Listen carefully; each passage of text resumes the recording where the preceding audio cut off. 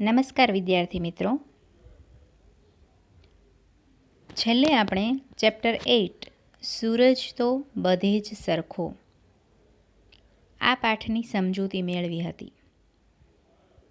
આ એક હાસ્ય નિબંધ છે અને તેમાં જે સર્વજ્ઞભાઈ છે એના વિશે વાત કરતા લેખક વિનોદ ભટ્ટ એ કટાક્ષ કરે છે.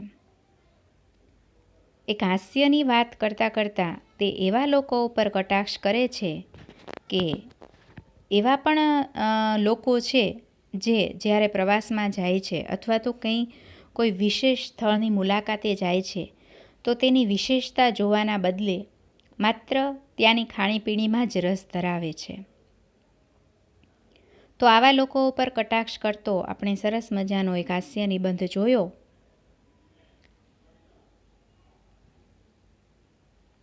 તો તેમાં આપણે જોયું કે સર્વજ્ઞભાઈ છે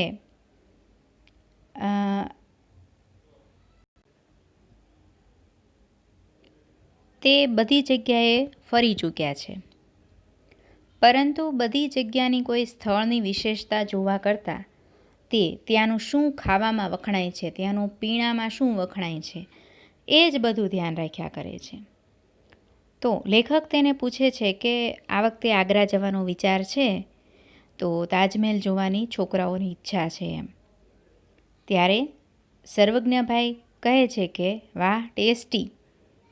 તો ત્યાં એ તાજમહેલ છે ને ટેસ્ટી કહે છે. ટેસ્ટી શા માટે? કેમ કે ત્યાં દહીંવડા છે એ ખૂબ ટેસ્ટી મળે છે. દાળવડા. તો દાળવડા માટે તે તાજમહેલને ટેસ્ટી કહે છે. બાકી તાજમહેલ તો એણે અંદર જઈને જોયો જ નથી. ત્યારબાદ એ એવું વિચારે છે કે 14મી ડિલિવરીમાં જે સ્ત્રી મરી ગઈ છે એની પાછળ જે ખર્ચો કરી અને કબર બનાવી છે તો એવા તાજમહેલમાં શું જોવું. ત્યારબાદ લેખક એને માથેરાન જવા માટે પૂછે છે. તો કહે છે કે માથેરાન એટલે માથેરાન એમ, એના જેવી કોઈ વસ્તુ નથી. પણ શા માટે? તો એક પુરોહિતવાળાની જે હોટલ છે તેના દાળ ભાત માટે. તો લેખક કહે છે કે ત્યાં કોઈ ખાસ જોવા જેવી જગ્યા છે? તો કે છે હા ઘણા પોઈન્ટ છે એમ, પણ જે નારિયેળવાળો જે બેસે છે એ પોઈન્ટ, પનોરમા પોઈન્ટ, એ બધા કરતાં સારો એમ. કેમ કે અમે તો સ્પેશિયલ નારિયેળનું પાણી પીવા માટે જ એ પોઈન્ટ પર જઈએ એમ. ત્યારબાદ દાર્જિલિંગનું પૂછે છે. તો દાર્જિલિંગ જવા માટે શું કરવું એમ લેખક એવું પૂછે છે. તો કહે છે કે લેખક પૂછે છે મોંઘું પડે અત્યારે? તો સર્વજ્ઞભાઈ કહે છે કે ના ભાઈ, સહેજ પણ મોંઘું ના પડે. કેમ કે એક ટંક જમવાનું અને સાથે સાંજે નાસ્તાથી ચલાવી લેવાનું અને ત્યાંના જે ચાટ સેન્ટરમાં જે દહીંવડા મળે છે એ ખાઈ લેવાના અને પછી પાણીમાં પગ બોળીને બેસવાનું. જ્યારે લેખક પૂછે છે કે ત્યાં બધા એવું કહે છે કે પાણીમાં પગ બોળીને બેસી રહીએ તો ખૂબ મજા આવે એમ. તો ત્યારે કહે છે કે અરે પાણીમાં બેસવાની શું મજા આવે, એમાં ને એમાં તો મારે એકવાર ત્યાંની એક જે ફ્રૂટની દાળ ઢોકળી આવે ને એ ગુમાવવી પડી હતી.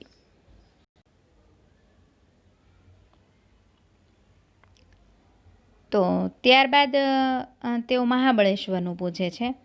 તો મહાબળેશ્વરમાં પણ એમ કહે છે કે ત્યાં જવું હોય તો કોઈ ટ્રાવેલ ટૂરમાં જ જવાનું એમ, એટલે કોઈ ખાવા પીવાની ઝંઝટ નહીં. 3 ટાઈમ ચા નાસ્તો આપે, પછી 2 ટાઈમ જમવાનું આપે, એટલે આપણે કહીએ એ નાસ્તો કરી આપે. તો આમ એક પછી એક બાબતે લેખક પૂછતા જાય છે અને એમ કહે છે કે છેલ્લે ક્યાંય ન જવું હોય ને જો સસ્તામાં યાત્રા પતાવવી હોય તો આબુ જતા રહો. પછી કહે છે પણ ત્યાં એક તકલીફ પડશે તમને કે જ્યાં જઈશો ને ત્યાં તમને અમદાવાદવાળા જ ભટકાશે આપણા એમ. તો આપણે જેનાથી બચવા માટે ભાગતા હોય અમદાવાદમાં એ બધા ત્યાં આપણને સામા મળે. એની કરતાં તમારો એક સરસ વિચાર હું મારો રજૂ કરું છું કે એની કરતાં ઘરે જ રહેવું એમ. તો લેખક છેલ્લે પછી કહે છે કે હવે મને એવું થાય છે કે મારે ક્યાંય નથી જવું અને ધાબામાં સાંજે 6 વાગે પાણી છાંટી અને સરસ મજાની ઠંડકમાં પથારી કરી અને અહીંયા સૂઈ જવું. એટલે પછી સર્વજ્ઞભાઈ કહે છે કે વાહ એ તો ઉત્તમ. ધાબામાં બેસીને જે પટેલનો આઈસ્ક્રીમ ખાતા ગપ્પા મારવાની જે મજા છે ને એ તો બીજે ક્યાંય નથી. એટલે હું તો કહું છું કે પૃથ્વીનો છેડો ઘર. એટલે બાપુ આપણી તો સલાહ એ જ સલાહ છે એમ. તો આમ સર્વજ્ઞભાઈ છે એ અંતે તો બધી જગ્યાએ ખાણીપણીની વાત કરે છે, ત્યાંની કોઈ વિશેષતા માટે એને કંઈ જ ખબર નથી. એટલે આવા પણ લોકો હોય છે કે ફરવા જાય છે પણ માત્ર ફરવા ખાતર એમ. એ તો એવું જ માને છે કે સૂરજ અહીંયાથી જુઓ કે ત્યાંથી જુઓ બધે સરખો જ હોય, સૂરજ જોવા માટે કંઈ મોટા મોટા પોઈન્ટ ઉપર ન જવાનું હોય. એટલે ત્યાં એ ખાવા પીવાનું શું વખણાય છે એના ઉપર વધારે ધ્યાન કેન્દ્રિત કરે છે. તો હવે આપણે તેની શબ્દ સમજૂતી અને એનો સ્વાધ્યાય જોઈએ. શબ્દ સમજૂતીમાં છે સમાનાર્થી શબ્દો. ટેસ્ટી એટલે કે સ્વાદિષ્ટ, બ્યુટીફુલ એટલે સુંદર, ઝરણું એટલે સરવાણી નિર્જર, હંબગ એટલે તદ્દન ખોટું, પ્રતિજ્ઞા એટલે ટેક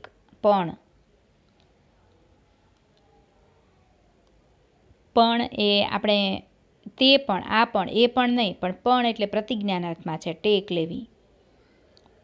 ઝંઝટ એટલે રકઝક માથાકૂટ, હાડમારી એટલે હેરાનગતિ મુશ્કેલી, પઠ્ઠો એટલે પહેલવાન, પ્રતિજ્ઞા એટલે સંકલ્પ શપથ.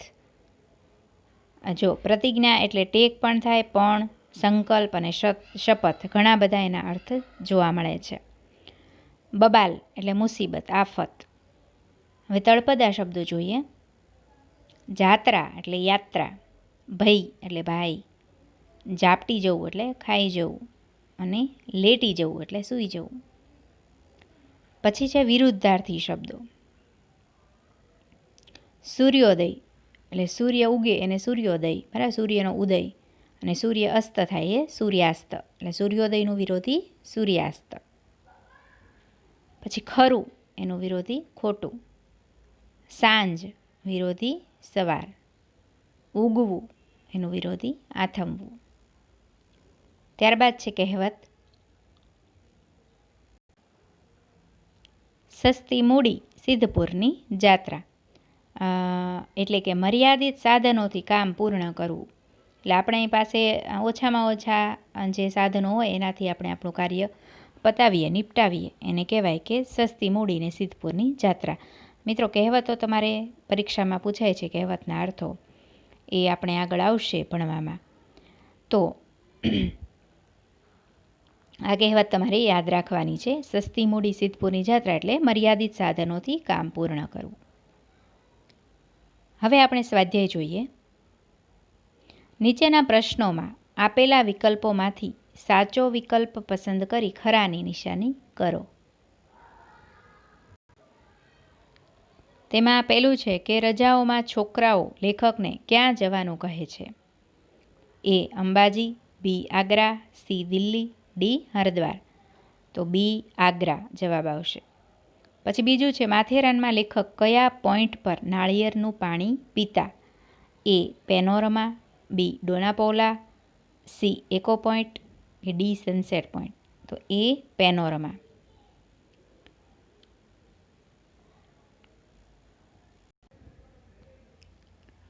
પછીના પ્રશ્નો છે કે નીચેના પ્રશ્નોના એક એક વાક્યમાં ઉત્તર આપો. તો સર્વજ્ઞભાઈના મતે મોંઘવારીમાં દાર્જિલિંગ ફરવા માટે શું કરવું? તો જવાબ, સર્વજ્ઞભાઈના મતે મોંઘવારીમાં દાર્જિલિંગ ફરવા માટે એક ટાઈમ જમવાનું અને એક ટાઈમ નાસ્તાથી ચલાવી લેવાનું. આપણે પાઠમાં તો લેખકના મતે આપેલું છે, બરાબર, પણ એ લેખકના મતે નથી, પણ સર્વજ્ઞભાઈના મતે આ જે આપેલું છે કે શું કરવું, દાર્જિલિંગમાં ફરવા માટે શું કરવું, એ લેખક સર્વજ્ઞભાઈને પૂછે છે અને એનો જવાબ સર્વજ્ઞભાઈ આપે છે. એટલે આપણે કદાચ આમ પૂછાઈ શકે, બરાબર, એટલે સર્વજ્ઞભાઈ હોય કે લેખક હોય તો તમારે એ રીતે જવાબ આપવાનો કે સર્વજ્ઞભાઈના મતે મોંઘવારીમાં દાર્જિલિંગ ફરવા માટે એક ટાઈમ જમવાનું અને એક ટાઈમ નાસ્તાથી ચલાવી લેવાનું. પછી બીજો પ્રશ્ન છે કે મહાબળેશ્વર જવા માટે સર્વજ્ઞભાઈ ટ્રાવેલ્સનો કેમ આગ્રહ રાખે છે? હવે આપણે બુક્સ છે, ટેક્સ્ટ બુક, એમાં બધે લેખક શબ્દ વાપર્યો છે, બરાબર, પણ લેખકના મતે તો હજી લેખક તો બધે જવા માટે પૂછે છે, એટલે એ કેમ હોઈ શકે? તો અહીં સર્વજ્ઞભાઈ પણ પ્રશ્નમાં આવી શકે, તો તમારે કન્ફ્યુઝ થવાની જરૂર નથી. તો મહાબળેશ્વર જવા માટે સર્વજ્ઞભાઈ ટ્રાવેલ્સનો આગ્રહ રાખે છે, કારણ કે ટ્રાવેલ્સમાં કોઈ ઝંઝટ રહે નહીં અને ચા નાસ્તો જમવાનું રહેવાનું સમયસર મળી રહે.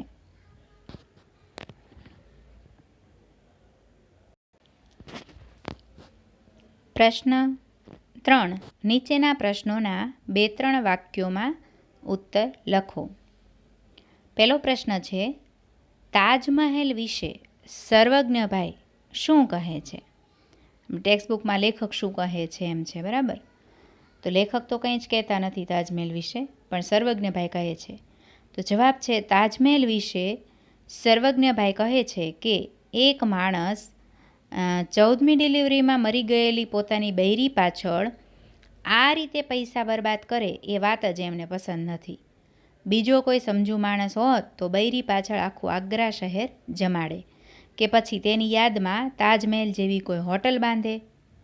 લાખો રૂપિયા ખર્ચીને તેણે બાંધી તો એ કબર જ ને. તો સર્વજ્ઞભાઈનું આવું મતાંતર છે કે જે માણસ પોતાની પત્ની જે 14મી ડિલિવરીમાં મરી ગઈ છે એની પાછળ આટલો બધો ખર્ચો કરે અને બાંધી તો એ કબર જ ને એમ, એટલે મને એમાં કોઈ ઇન્ટરેસ્ટ નથી.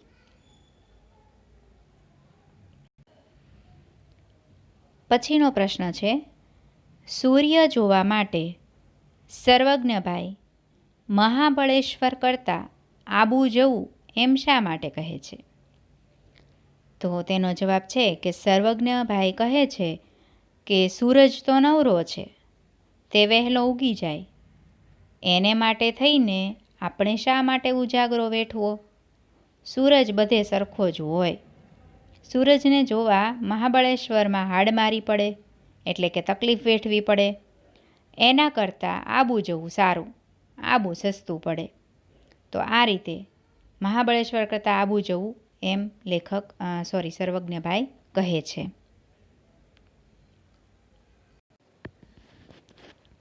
પ્રશ્ન નંબર 4. નીચેના પ્રશ્નોના સવિસ્તાર ઉત્તર લખો. પહેલો પ્રશ્ન છે કે સૌંદર્ય માણવાને બદલે ખાણીપીણીમાં વિશેષ રસ લેતા પ્રવાસીઓ વિશે નોંધ લખો. એટલે આવો પણ પ્રશ્ન પૂછાઈ શકે, બરાબર ને? અથવા સૂરજ તો બધે જ સરખો પાઠમાં આવતા માનવ સ્વભાવ અને સૌંદર્ય માણવાને બદલે ખાણીપીણીમાં વિશેષ રસ લેતા પ્રવાસીઓ વિશે નોંધ લખો. તો આ બેમાંથી કોઈ પણ પ્રશ્ન હોય તો એના જવાબમાં તમે આ રીતે લખી શકો છો. પહેલાં તો તમારે શું કરવાનું કે પહેલાં જે ચેપ્ટરનું નામ હોય એ ચેપ્ટરનું નામ લખવાનું, જેમ કે ચેપ્ટર નંબર કેટલામું છે? 8. પછી સૂરજ તો બધે સરખો, પછી લેખકનું નામ વિનોદ ભટ્ટ, અને પછી તેનો સાહિત્ય પ્રકાર હાસ્ય નિબંધ. આટલું લખી એક ખૂણામાં 3 લાઇનમાં ત્રણેય વસ્તુ ખૂણામાં એક સાઈડના લખી અને પછી તમારે જવાબ લખવાની શરૂઆત કરવાની કે વિનોદ ભટ્ટ દ્વારા લખાયેલ સૂરજ તો બધે જ સરખો પાઠમાં આવતી વિચિત્રતાઓ અને ટેવો વિશે આપની વિચિત્રતાઓ અને ટેવો એટલે આપણી ટેવો વિશે ધ્યાન દોરે છે. માણસ વિખ્યાત પ્રવાસમાં જઈને પણ ત્યાં વાતો તો ખાણીપીણીની જ કરે છે, જોવાલાયક સ્થળોની નહીં કે તેની ખાસિયત નહીં, એ ટેવ વિશે લેખક કટાક્ષ કરે છે. જેમાં સૂરજ બધે સરખો જ હોય છે, તેમ આવા માણસો માટે બધા સ્થાન સરખા જ હોય છે.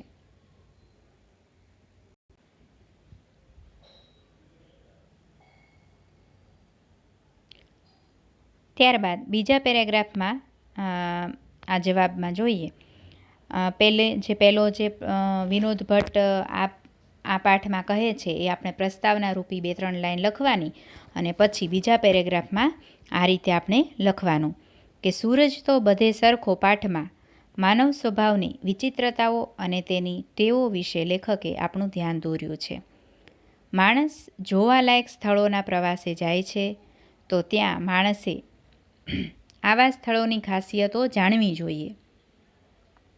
આવા સ્થળોનું સૌંદર્ય માણવું જોઈએ. આવા સ્થળોની ઐતિહાસિક માહિતી મેળવવી જોઈએ. પરંતુ માનવ સ્વભાવ વિચિત્ર છે. આવા સ્થળોએ ખાણીપીણીની જ વાત કરે છે. કયા સ્થળે કઈ વાનગીનો ટેસ્ટ કરવો જોઈએ એની જ વાતો કરે છે.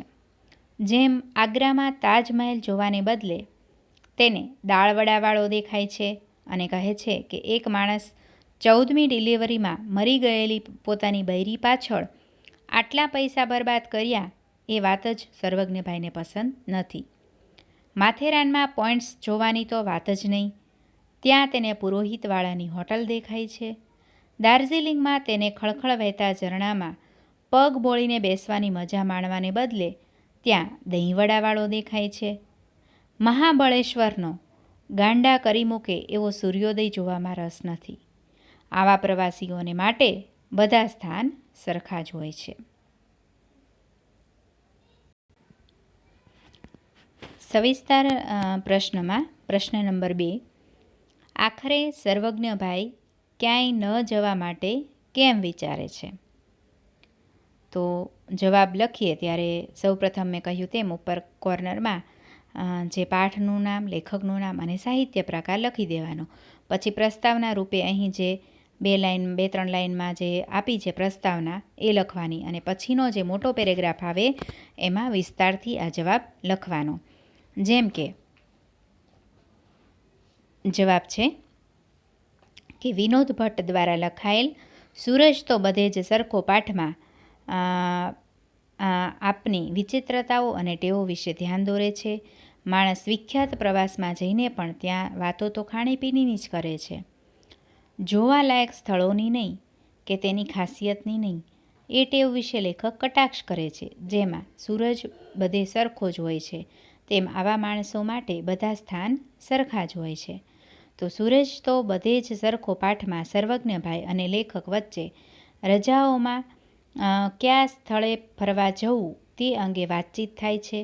સર્વજ્ઞભાઈ આગ્રા, માથેરાન, દાર્જિલિંગ, મહાબળેશ્વર, આબુ વગેરે સ્થળોએ કઈ કઈ વાનગીઓ ખાવા જેવી છે તેની જ વાત કરે છે. ત્યાંની ખાસિયત નહીં. છેવટે આબુની વાત કરતાં કહે છે કે આમાં એક તકલીફ રહેવાની, તમને અડધું અમદાવાદ ત્યાં જોવા મળશે. અમદાવાદમાં જે લોકોને ટાળવા આપણે ગલીમાં છુપાઈ જવા મથીએ છીએ એ બધા ત્યાં સામે ભટકાવાના. ત્યાંના પાછા રસ્તા એ થોડા પહોળા એટલે ભાગીને ક્યાં જવાય. એ વખતે સાલું એમ થાય કે આટલા પૈસા ખર્ચીને આવ્યા એ કરતાં અમદાવાદમાં જ રહ્યા હોત તો વધુ સારું થાત. લેખકને આ આઈડિયા ગમ્યો. ધાબામાં બેસીને પટેલનો આઈસ્ક્રીમ ખાતા ખાતા ગપ્પા મારવાની જે મજા છે તે સાલી બીજે ક્યાંય નથી. આવા વિચારથી લેખક ક્યાંય ન જવા માટે વિચારે છે. જો પ્રશ્નમાં એમ છે કે આખરે સર્વજ્ઞભાઈ ક્યાંય ન જવા કેમ વિચારે, પણ ત્યાં સર્વજ્ઞભાઈ નથી પરંતુ લેખક છે કે આખરે લેખક ક્યાંય ન જવા માટે કેમ વિચારે છે, બરાબર ને? તો આ લેખક વિચારે છે કે આખરે એ ધાબામાં આઈસ્ક્રીમ ખાતા ખાતા ગપ્પા મારવાની મજા આવે બીજે ક્યાંય નથી. એટલા માટે લેખક ઘરે જ રહેવા વિચારે છે. તો આપણા બધા પ્રશ્નો જોયા બાદ હવે બોર્ડમાં આવી શકે એવા કેટલાક વધારાના પ્રશ્નો છે તે આપણે જોઈએ.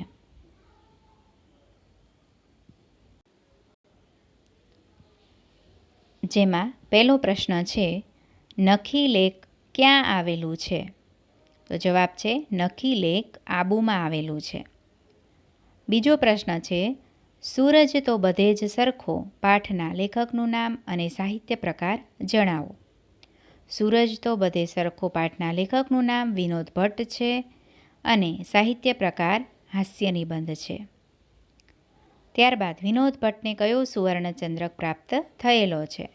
જવાબ છે વિનોદ ભટ્ટને રણજીતરામ સુવર્ણચંદ્રક પ્રાપ્ત થયેલો છે. ચોથો પ્રશ્ન છે, મહાબળેશ્વરમાં કોઈ ટ્રાવેલ્સ ટૂરમાં જ જવાનું સર્વજ્ઞભાઈ કેમ કહે છે? જવાબ છે, મહાબળેશ્વર ટ્રાવેલ્સ ટૂરમાં જવાથી બીજી કોઈ ઝંઝટ રહેતી નથી. પ્રહલાદ ટ્રાવેલ્સવાળા 2 ટાઈમ ખાવાનું અને 3 ટાઈમ ચા નાસ્તો આપે છે. આથી મહાબળેશ્વર કોઈ ટ્રાવેલ્સ ટૂરમાં જ જવાનું સર્વજ્ઞભાઈ કહે છે. તો આ રીતે પણ પ્રશ્નોના જવાબ એક વાક્યમાં પૂછી શકે, 2-3 વાક્યમાં. તો આપણે સંપૂર્ણ પાઠની તૈયારી સરસ રીતે કરવાની રહેશે. અને આ પાઠ જે છે એમાં વિદ્યાર્થી પ્રવૃત્તિ જોઈએ તો જે ભારતના પ્રાકૃતિક સ્થળોના ફોટોગ્રાફ્સ તથા વિગતો જે ઇન્ટરનેટના માધ્યમથી આપણે મેળવી શકીએ છીએ તે એક ચાર્ટ પેપરમાં લગાવી અને તે તમે બનાવી શકો છો. પછી પ્રવાસને કેવી રીતે માણવો જોઈએ તો એ માટે તમે ચર્ચા પણ કરી શકો છો. પ્રવાસથી કયા ગુણોનો વિકાસ થાય છે તો તેની યાદી તૈયાર કરવાની છે. તો આ બધી તમારા માટે એક્ટિવિટી છે, તો તમે ઘરે કરી શકો છો. પછી છે ભાષા અભિવ્યક્તિ. આ પાઠની ભાષા માટે આપણે વાત કરીએ તો જે આ પ્રસ્તુત હાસ્ય નિબંધમાં લેખકે કરેલ વિવિધ સંબોધનો જેવા કે સર્વજ્ઞભાઈ, દાદાગીરી બોસ, શેઠિયા, યાર, બાબા, ભઈ, બાપુ, ગુજરાતીઓની બોલચાલની લઢણ અને લાક્ષણિકતા અહીં આ પાઠમાં જોવા મળે છે. વિવિધ વાનગીઓ માટે લેખકે વાપરેલ વિશિષ્ટ શબ્દો જેવા કે બ્યુટીફુલ દાળવડા, ફેન્ટાસ્ટિક દાળ ભાત, ફક્કડ દહીંવડા, ફ્રૂટ્સની દાળ ઢોકળી ગુજરાતીઓનો ભોજન પ્રેમ બતાવે છે. અને એ દ્વારા જ લેખક વ્યંગ પણ કરે છે કે તેઓ પ્રવાસ અને પ્રકૃતિના નહીં પણ ખોરાક ભોજનના પ્રેમી છે.